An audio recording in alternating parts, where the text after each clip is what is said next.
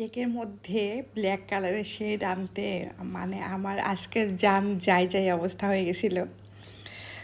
তো অনেক দিন পরে এরকম একটা ভিডিও আপলোড করতেছি। এখন তো নেগেটিভ কমেন্টের বন্যা বয়ে যাবে আমার পেজে। তো যাই হোক, এটা একটা চকলেট কেক, বাটার ক্রিম দিয়ে ডেকোরেশন করা হবে, ভ্যানিলা বাটার ক্রিম দিয়ে। তো সচরাচর বাটার ক্রিমের কেক আমি খুব কম অর্ডার পাই, আর যখন পাই তখন মানে দেই, ঠিকঠাক মতোই দেই। কিন্তু আজকেরটা বানাতে যে আমার জীবন মানে জাস্ট শেষ হয়ে গেছিলো। কেকের ক্রাম কোট করা পর্যন্ত ঠিক ছিল। এই যে এটা দেখতে পাচ্ছেন, এটা হচ্ছে বাটার ক্রিম। বাটার ক্রিম দিয়ে কেকটাকে সুন্দর করে ক্রাম কোটিং করে রাখা পর্যন্ত সব ঠিকঠাকই ছিল। তারপরে এটাকে যখন আমি স্মুথ ফিনিশিং দিয়ে ডেকোরেশন করতে আসি, তখনই বেঁধে যায় বিপত্তি। ওই যে একটা কেক আছে আমার পেজের, 2 শেডের যে ডিজাইনগুলো, মানে 2 কালারের যে ডিজাইন থাকে, ওইটা নিয়ে প্রবলেম হয়ে গেছে। আজকে আমি কেন জানি বাটার ক্রিমের মধ্যে 2 শেড আনতেই পারতেছিলাম না, মানে জাস্ট এলোমেলো হয়ে যাইতেছিল বারবার। আর ব্ল্যাক কালারের জন্য বেশি মানে মেসি হয়ে গেছিলো একদম ক্রিমটা, মানে দেখতে এত বাজে লাগতেছিল। মানে আমি ভাবছিলাম যে আমার কাছে দেখতে ভালো লাগতেছে না, এটা কাস্টমারকে কেমন করে দিব। তো কাস্টমারের কাছে আমি যখন ছবি পাঠাই, আপু পছন্দই করেছিলেন যে ঠিকই আছে, কোনো প্রবলেম নাই। বাট আমার কাছে ক্রিমটা দেখতে খুবই ইয়ে লাগতেছিল, মেসি লাগতেছিল।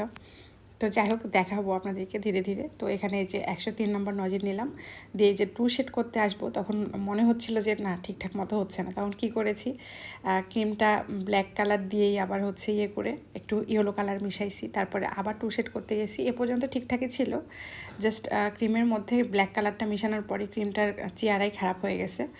তার মধ্যে আবার ইয়েলো কালার মিশাইছি। আর আমি যেহেতু বাটার ক্রিমের একটাই অর্ডার, এজন্য বেশি ক্রিমও আর বানাই নাই, আমার কাছে খুব সীমিত পরিমাণে ক্রিম ছিল। এই জন্য আমি ওই ব্ল্যাক কালারের মিশ্রিত ক্রিম দিয়ে আবার এই ডিজাইনটা করেছি। 2 শেড এটাতে এসেছে, ঠিকঠাকই ছিল।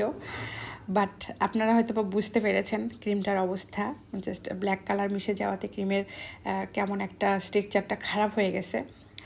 তো আমি রাতে এটাকে রেডি করে হচ্ছে ফ্রিজে রেখে দিই, সকালে ডেলিভারি করব। কিন্তু সকালে উঠে আমার কেন জানি এটা দিতে ইচ্ছে করলো না। একদম এটাকে তুলে মনে হইলো যে ক্রিমটা আর একটু সুন্দরভাবে করে, কষ্ট হোক সমস্যা নাই, তারপরে আবার হচ্ছে ডেকোরেশন করব, এরকম মনে হইলো। দিয়ে তারপর ওইটার মধ্যেও আমি আর হচ্ছে 2 শেড আনতে পারি নাই, ব্যাড লাক। তারপর আবার ওই ছবিটা যখন আপুর কাছে দেই, আপুর কাছে ওইটা আর ভালো লাগেনি, ইভেন আপনারাও পছন্দ করেননি পরের ডিজাইনটা। এটা আমি পেজে আপলোড করেছিলাম, দিয়ে বলেছিলাম যে কোনটা বেশি ভালো। সবাই আমার এই ডিজাইনটাই পছন্দ করেছিলেন, মানে যেটা প্রথমে করেছিলাম। তারপর আমারও মন খারাপ হয়ে গেল যে কী করলাম, আল্লাহ, ওইটা মনে হয় দিলেই ভালো করতাম।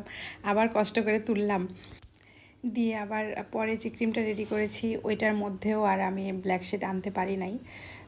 দিয়ে হচ্ছে আবার ওই রকম সেম ডেকোরেশন করে আপুর কাছে যখন ছবি পাঠাই, তখন আপুর মন খারাপ হয়ে যায় আর বলে যে এটা ও মানে ভাল লাগছে আমার কাছে, যাতে অন্য একটা কিছু করে দেই।